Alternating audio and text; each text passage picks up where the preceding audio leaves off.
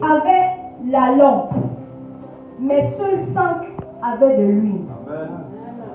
Qu'est-ce que la lampe que les 10 vierges avaient?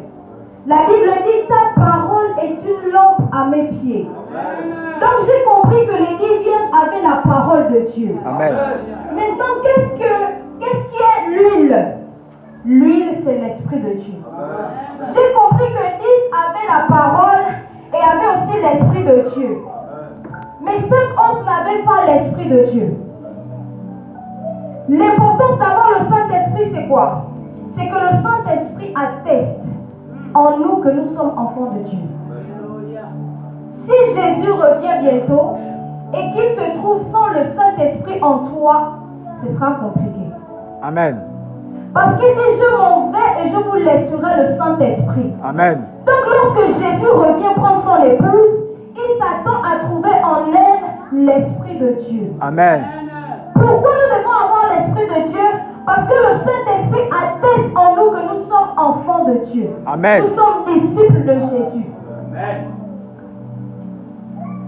C'est pourquoi on parle des fruits de l'Esprit. C'est le Saint-Esprit en nous qui nous pousse à pousser certains actes. La Bible dit les œuvres de la chair sont contraires à celles de l'Esprit. Donc je comprends que celui qui n'a pas l'Esprit de Dieu ne peut pas marcher comme Dieu veut. Parce qu'il sera poussé par sa chair et non par l'Esprit de Dieu. Or, la Bible dit encore, on les reconnaîtra par leurs fruits. Quels sont les fruits que tu produis? Est-ce que ce sont les fruits de l'Esprit ou est-ce que ce sont les fruits de la chair? Est-ce que le Saint-Esprit en toi a encore sa place? Je disais à quelqu'un, le Seigneur ne veut pas seulement avoir une place dans notre cœur. Il veut avoir la plus grande place, la place la plus importante. Amen. Quelle est la place du Saint-Esprit en toi? Est-ce que tu marches encore pour toi? Est-ce que tu marches par ta chair ou est-ce que tu es poussé par l'Esprit de Dieu? Et il dit quelque chose. Ce n'est plus moi qui vis, mais c'est Christ qui vit en moi.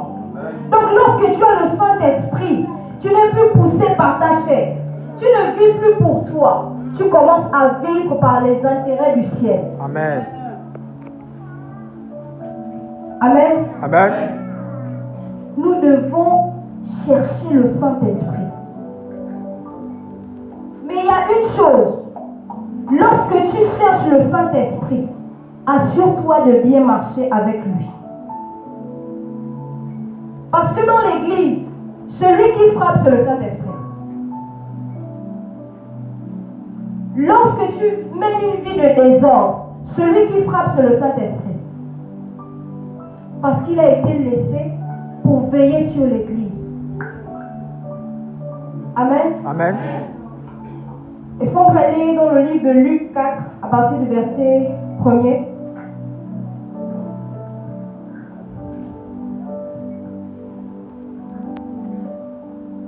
Luc 4 à partir du verset 1er.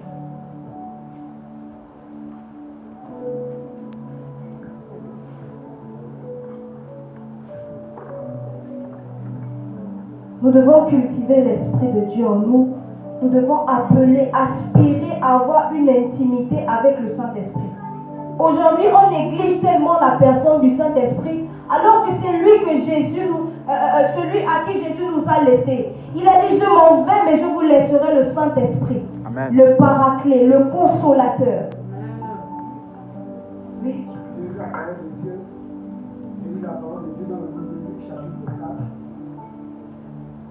À partir du verset 1er. Verset 13.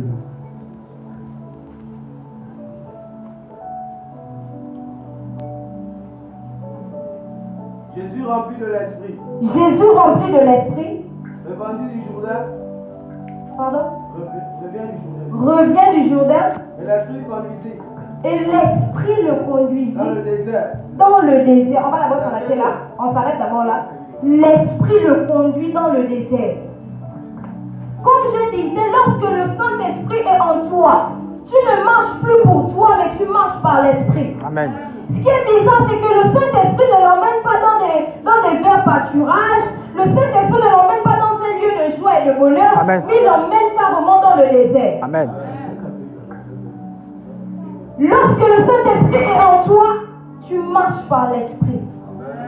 Comment expliquer qu'il se retrouve dans le désert? Amen. Si c'était par la chair, il n'allait pas y aller. Tu devais commencer à te poser des questions, mais je vais aller faire quoi au désert? 40 jours de jeûne et de prière, je ne pourrais pas supporter. Mais le Saint-Esprit, ce n'est ni par la force, ni par l'intelligence, mais c'est par l'Esprit de Dieu. Lorsque tu as l'Esprit de Dieu en toi, tu n'auras pas à faire trop d'efforts par ta chair. Tu n'auras pas à trop réfléchir. Parce que l'Esprit de Dieu fera pour toi ce que ton intelligence ne peut pas faire. Amen. C'est ainsi qu'est la grâce. La grâce t'emmène à des endroits où ton intelligence ne pouvait pas. Amen. La grâce te rend éligible à des endroits où tu ne pouvais pas être éligible. Amen. David n'était pas éligible à la royauté. Amen. David n'avait pas le caractère pour être roi. Amen. La preuve, c'est que lorsque l'homme de Dieu vient pour prendre David, le Père propose tous ses fils. Il oublie David. Amen. Parce que même pour lui, David ne pouvait pas être roi. Amen. Il n'avait pas le caractère qu'il fallait. Il n'avait pas le physique qu'il fallait. Mais en fait, le problème n'était pas sur le plan physique, mais c'était sur le plan spirituel. Amen. Est-ce que le Saint-Esprit est avec toi? Qui te conduit? Oui, on peut continuer. Verset 2. Oui. Où il fut tenté par le diable. Mhm. Pendant 40 jours, il ne mangeait rien. Oui. Durant ces jours-là, et après qu'ils furent écoulés, il eut faim. Mhm. Verset 3. Le diable lui dit, si tu es fils de Dieu, Oui. ordonne à cette pierre qu'elle devienne du pain. Mhm. Verset 4. Jésus lui répondit, il est écrit, l'homme vivra pas seulement du pain. Verset 7. Le diable ayant élevé, et lui montra en un instant tous les royaumes de la terre. Le diable l'ayant élevé, on va d'abord stopper là. Vous savez, toute élévation ne vient pas forcément de Dieu. Comment le diable emmène Jésus sur une montagne? On dit le diable l'ayant élevé. C'est pourquoi nous devons faire attention dans cette génération. Amen. Toute élévation ne vient pas de Dieu. Amen.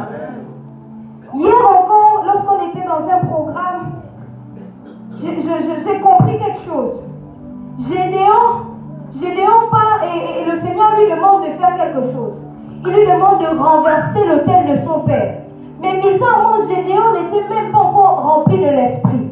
C'est après qu'il fut faire ce que le Seigneur lui a demandé de faire qu'il fut revêtu de l'esprit. Toute puissance ne vient pas forcément de Dieu. Oui. Il y en a aussi qui opèrent même dans le surnaturel sans avoir le Saint-Esprit. Amen. On peut continuer? Amen. Verset 6. Oui. Et il lui dit, Et il lui dit, je te donnerai toute cette puissance je te donnerai toute cette et la puissance. gloire de ces royaumes. On va marquer ça dans nos esprits. Je te donnerai toute cette puissance. Ensuite, Et la gloire de ces et royaumes. la gloire de ces royaumes, Car elle m'a été donnée et car je elle te m'a donne été donnée. à qui je veux. Vas-y. Verset 6, 7, désolé. Oui. Si donc tu posternes devant moi, Mhm. elle sera tout à toi. Oui. Verset 8. Mhm. Jésus lui répondit, Jésus il lui est répondit. écrit, Il est écrit. tu adoreras le Seigneur ton Dieu, Tu adoreras le tu Seigneur. le ton Dieu. serviras lui seul. Tu le serviras lui seul. Je vais ouvrir une parenthèse. Amen. Jésus vient et puis le diable vient et il tente Jésus. Le diable vient faire des propositions à Jésus. Pourtant, il a été transporté par l'Esprit de Dieu. Mais bizarrement, le diable aussi s'invite. Et là, le diable commence à lui dire des choses. Bizarrement, Jésus n'a pas dit Satan, sors de là. Jésus n'a pas dit Satan, va-t'en de ces lieux. Il a dit, il est écrit. Lorsque le diable vient vers toi, comment est-ce que tu le repousses? Amen. Amen. Il dit, sa parole est puissante. Et Dieu a même mis sa parole au-dessus de lui. Donc il n'y a personne qui ne peut à la parole de Dieu. Amen. Le diable est soumis à la parole de Dieu. Amen. Donc peu importe la proposition, peu importe la maladie, peu importe la situation, il suffit simplement de dire, il est écrit, mon corps est le temple du Saint-Esprit, aucune maladie ne peut demeurer en moi. Amen. Amen. Est-ce qu'on peut continuer? Verset 9. Le diable lui conduisait encore à Jérusalem. Le diable lui conduit encore à Jérusalem. Le plaça sur le haut du temple et lui dit, Le si tu es plaça un encore fils, en haut. Oui, vas-y. si tu es un fils de Dieu, jette-toi d'ici en bas, Jette-toi d'ici en bas, car il est écrit. car il est écrit. Verset 10. Il donnera des ordres à ces gens, à ton sujet.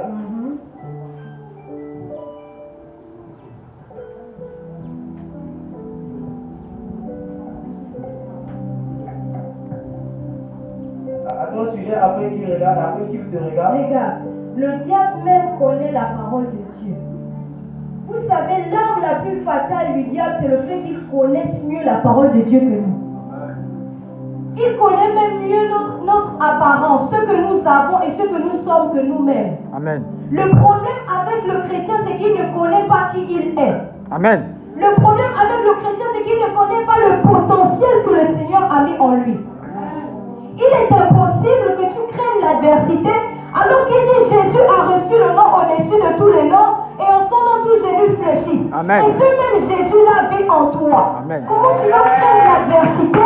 Comment tu vas craindre les problèmes et les attaques et même la sorcellerie? Il est hors de question.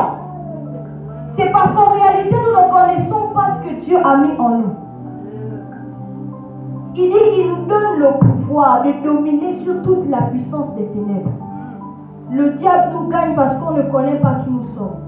Lorsqu'il arrive, on commence à trembler alors qu'on a la puissance, on a la domination.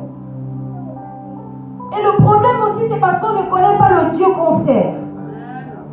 On ne connaît pas le Dieu qu'on sert. Jésus dit à la femme samaritaine, si tu connaissais celui qui te demandait à boire, tu lui aurais demandé toi-même à boire. De la même manière, je dis à quelqu'un ce soir, si tu connaissais le Dieu que tu loues, tu allais louer d'une autre manière. Amen. Si tu connaissais le Dieu que tu sers, tu allais commencer à servir dans une autre dimension. Si tu connaissais le Dieu que tu pries, tes prières même devaient changer. Amen. Amen. Amen. Et Dieu ne cherche plus des personnes qui viennent dans sa présence pour dire Seigneur, je veux le mariage. Seigneur, je veux ceci. Seigneur, je veux l'argent. Non, nous ne sommes plus à ce temps-là. Il cherche des personnes qui sont capables de venir dans sa présence et de dire Seigneur, il est hors de question que je sorte d'ici sans que tu m'aies touché, sans que tu m'aies parlé, sans que tu m'aies dit quelque chose. Je disais à quelqu'un, Dieu est semblable à un distributeur de bonbons. Le problème, c'est qu'on vient vers lui pour avoir un bonbon. Alors que si tu es le distributeur, tu auras tous les bonbons que tu veux. Amen. Amen. On peut continuer. Verset 11. Verset 11. Et ils te porteront sur les mains, de peur que ton pied ne heurte contre une pierre. Oui. Verset 12. Jésus lui répondit, il a dit, tu ne tenteras point le Seigneur ton Dieu. Verset 13.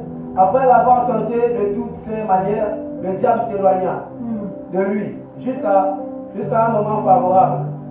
Verset 14. On va s'arrêter là. Vous savez, la plupart des versets que Jésus a dit, il est dit là. Je suis allé chercher dans la Bible où c'était écrit. Il y en a que je n'ai pas trouvé. Je me suis dit, mais comment Jésus dit il est dit, mais je ne vois pas ça dans les Écritures. Et vous voyez, c'est parce que Dieu ne veut pas qu'on se limite à la lettre.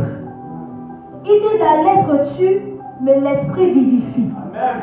Nous devons arriver à une dimension où on ne se limite pas à la lettre comme les 10 vierges. On commence à demander la révélation du Saint-Esprit. Dans les Écritures, il y a ce qu'on appelle le logos et le rhéma. Le logos, c'est quoi? C'est la parole écrite. Le rhéma, c'est la parole révélée de Dieu. Amen. Nous ne devons plus nous limiter et nous ne devons plus limiter le Saint-Esprit. Actuellement, lorsque quelqu'un fait un miracle, on attribue ça au diable. Pourquoi? Parce qu'on ne pense plus que Dieu est capable. Pour nous, c'est le diable qui est capable de faire ces choses. Je disais à quelqu'un, c'est diabolique. C'est vrai qu'il y a des faux et il y a des vrais. Mais c'est diabolique d'à chaque fois attribuer des grands miracles au diable et les petits miracles à Dieu.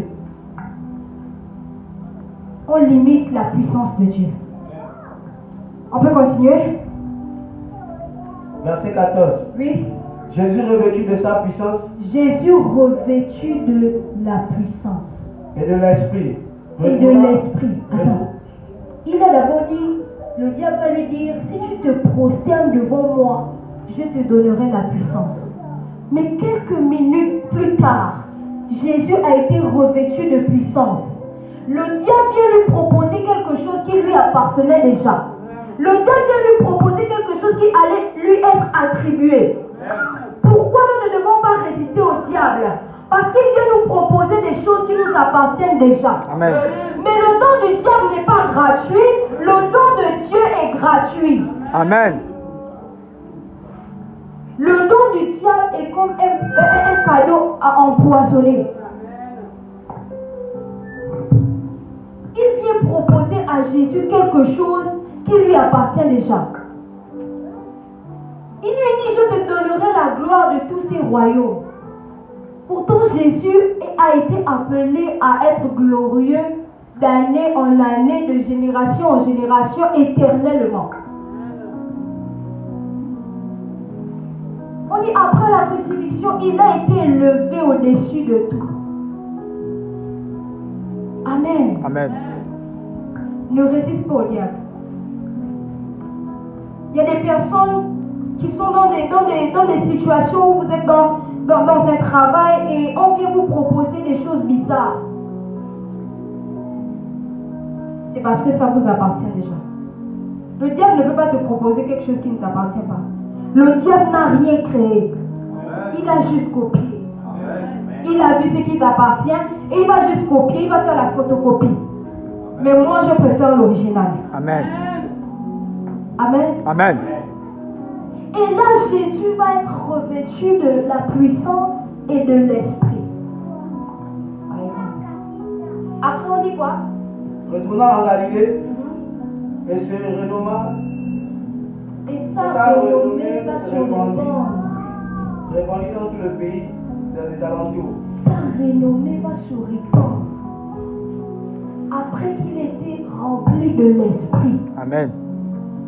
Le Saint-Esprit a la capacité de t'emmener dans les hauteurs.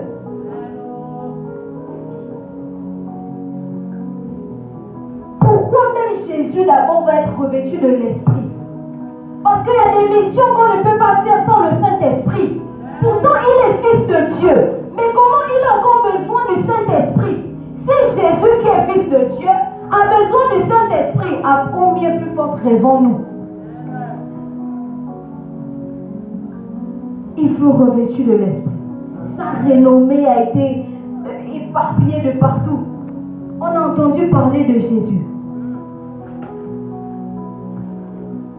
Nous devons rechercher l'Esprit de Dieu. Nous devons aspirer à avoir une relation intime avec l'Esprit de Dieu. Il dit quelque chose. N'éteignez point l'Esprit. Donc je comprends que le Saint-Esprit est comme une lumière en nous. Il est aussi comme un feu en nous. Il est impossible que tu aies le Saint-Esprit, tu te retrouves à l'école et tu n'as pas envie de parler à quelqu'un de Jésus. Il est impossible que tu aies le Saint-Esprit et lorsque tu te retrouves avec des personnes dans des conversations bizarres, il ne te dit pas quitte de là.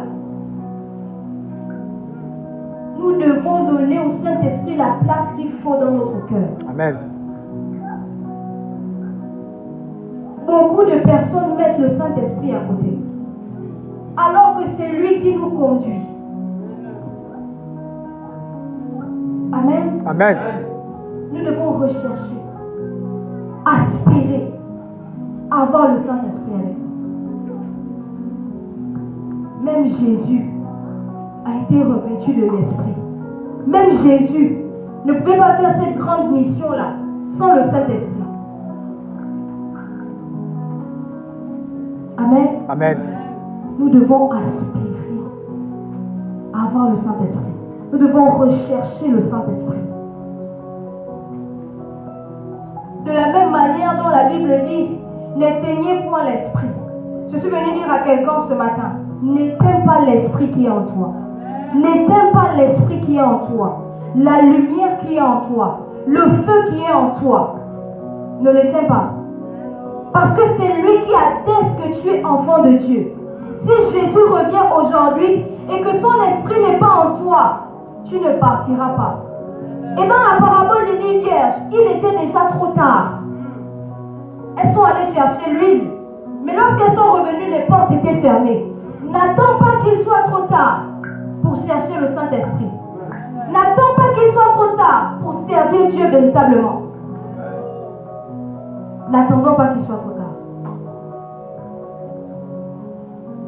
La preuve que le Saint-Esprit t'appelle et te cherche, c'est que tu sois là ce matin à écouter sa parole.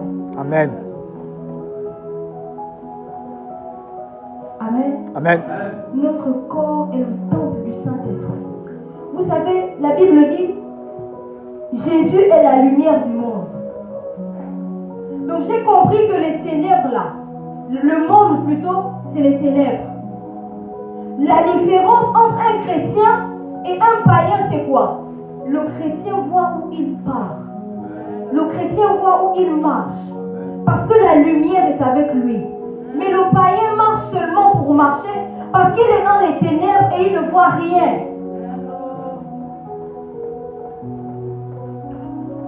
La nature nous montre que l'homme a tendance à rechercher quoi? Une force surnaturelle. Pour monter, il faut avoir une force surnaturelle. C'est pourquoi certains vont chez les Rosicruciens, certains vont chez les Nganga, parce que l'homme a compris qu'il est impossible de monter sans impliquer le spirituel. Parce que rien n'est fait physiquement avant que ce soit spirituel. Amen. Maintenant, quelle est la force ou le spirituel que toi tu cherches? Moi, je connais une spiritualité qui est au-dessus de toute spiritualité. Amen. Et cette spiritualité-là s'appelle Jésus. Il a reçu le nom au-dessus de tous les noms. En son nom, tous genoux fléchissent. C'est là où même lorsque le sorcier vient vers toi, tu dis Jésus a reçu le nom au-dessus de tous les noms. Et en son nom, tous genoux fléchissent. Alors tu commences à fléchir les genoux devant le nom de Jésus, Christ qui vit en moi. Amen. La Bible nous parle de l'esprit des pharisiens.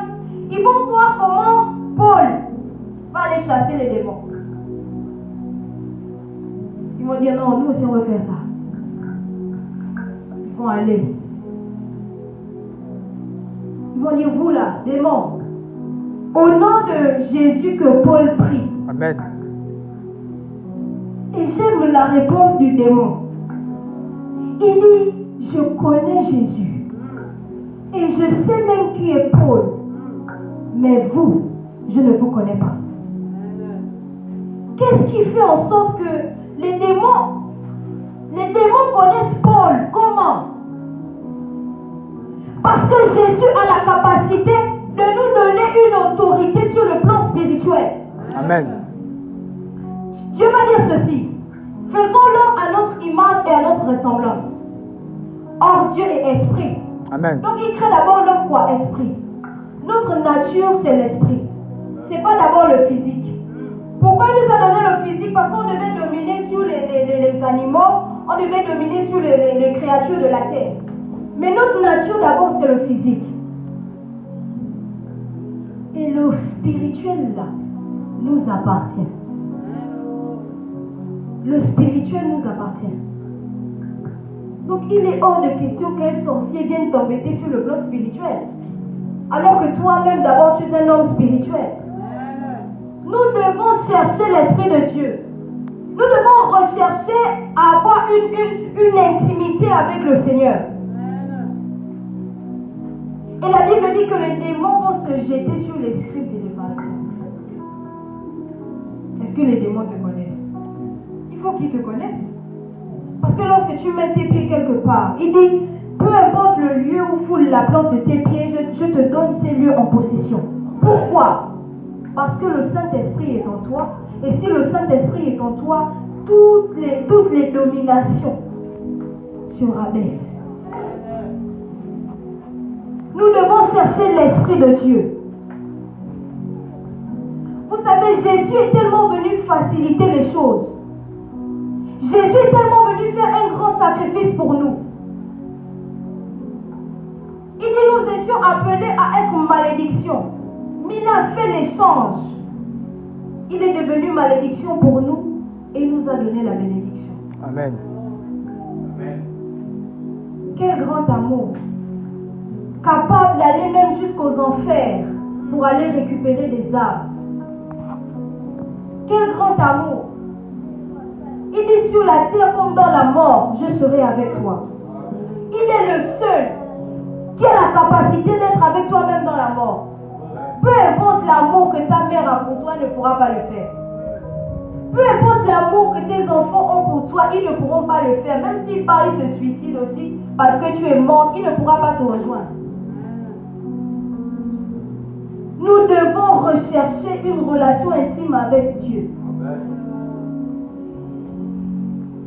Je disais à quelqu'un, il y a des situations où même ton pasteur ne pourra pas t'aider. Parce qu'on est trop accro. Je disais à un serviteur de Dieu hier, je lui disais, on ne doit pas laisser les âmes être trop dépendants de nous. Amen. Amen. Amen. Ils doivent rechercher une intimité avec Dieu. Parce que le jour où le pasteur tombe, lui aussi va tomber. Parce que sa foi repose sur l'expérience du pasteur. Lui-même, il n'a pas son expérience avec Jésus. Ça fait que même lui-même, le jour où le vent passe, sa foi aussi passe. Parce qu'il n'y a pas une base. Je me souviens, il y avait un temps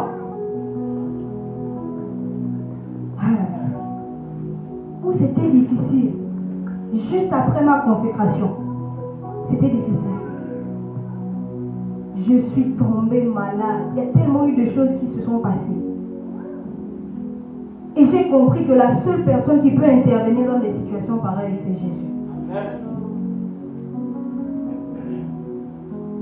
Ma mère voyait déjà ma mort. Tout le monde pleurait déjà. Et ma mère disait, mais Seigneur, comment tu vas prendre une jeune fille qui t'a servi depuis petite? J'ai commencé à servir Dieu depuis que j'ai 12 ans. Elle dit, mais Seigneur, c'est pas possible. Elle ne peut pas partir comme ça. La seule personne qui a pu intervenir, c'était Jésus. Même le pasteur ne pouvait rien faire. C'est mon intimité avec Dieu qui m'a sauvé. Amen. C'est mon intimité avec Jésus qui m'a sauvé. Malgré toutes mes années dans le Seigneur, malgré ces années de consécration, c'est mon intimité avec Jésus qui m'a sauvé. Est-ce que ton intimité avec Dieu est toujours intacte? Quelles sont tes expériences avec Dieu?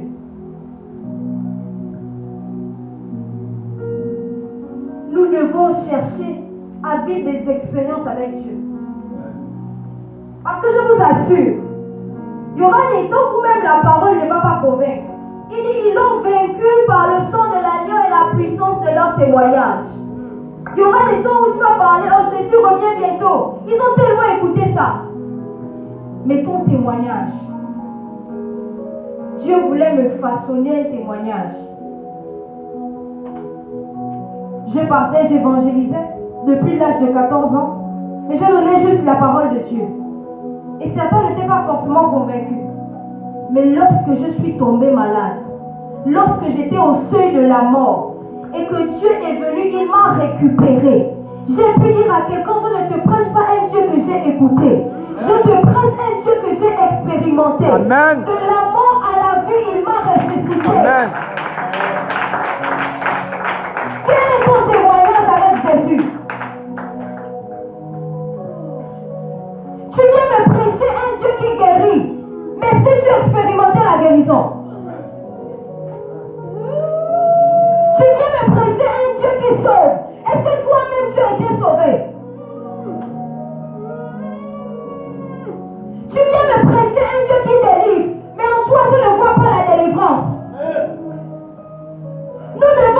refléter ce que nous prêchons.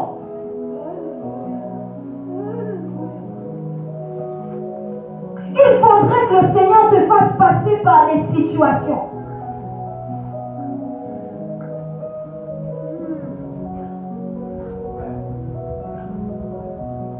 Recherchons l'intimité avec Jésus. Il y a des situations où la seule personne qui pourra intervenir, c'est Dieu. Peu importe ton nombre d'années dans le ministère, tu vas dire à Dieu, Seigneur, je te sers depuis longtemps. Même ça, là, ça ne va pas compter. Parce qu'il y en a qui servent Dieu depuis longtemps, mais ils ne sont pas dans le vrai. Amen. Amen. Les années ne comptent pas. La preuve, c'est que les disciples, ils n'ont pas fait 10 ans avec Jésus. Mais le peu de temps qu'ils ont fait avec Jésus, quand le Seigneur les a relâchés, ils ont fait des merveilles, au point que même leur ombre guérissait les malades.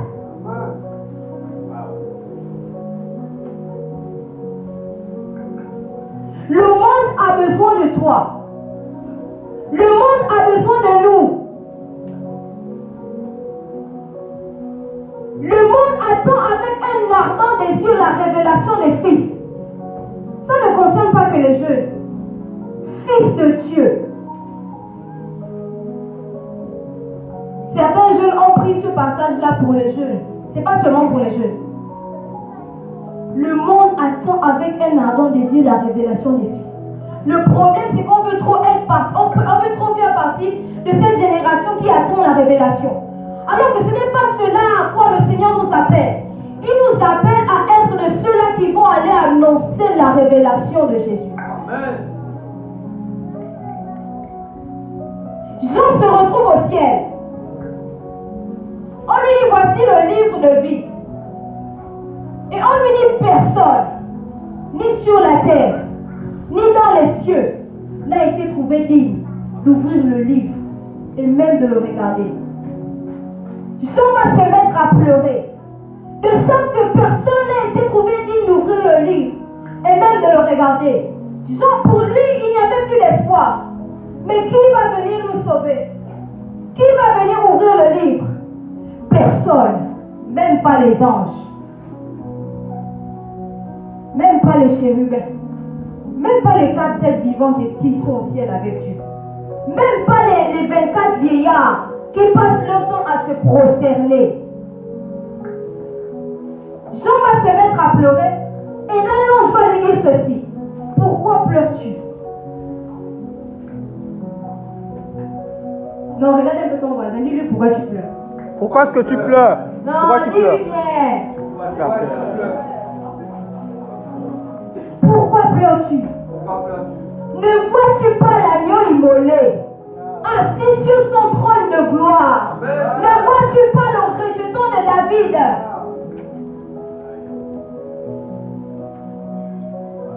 Même lorsqu'il n'y a plus d'espoir, Dieu crée toujours de l'espoir. Amen. Amen. Amen. J'en suis mis à pleurer. Ce passage m'a tellement touché. Ça m'a fait penser à des familles qui sont en train de pleurer parce qu'ils sont sous des malédictions familiales où on a dit tu ne dois pas te marier, les enfants ne doivent pas réussir. Ils sont en train de se dire mais Seigneur, comment on va y arriver? Ils se mettent à pleurer de sorte que personne ne peut trouver la solution. Ils sont allés de pasteur en pasteur. Personne n'a trouvé la solution. Mais l'ange va dire à Jean ceci, ne vois-tu pas l'agneau immolé? Ne cherchons pas d'abord les œuvres. Commençons d'abord à chercher Dieu. Amen.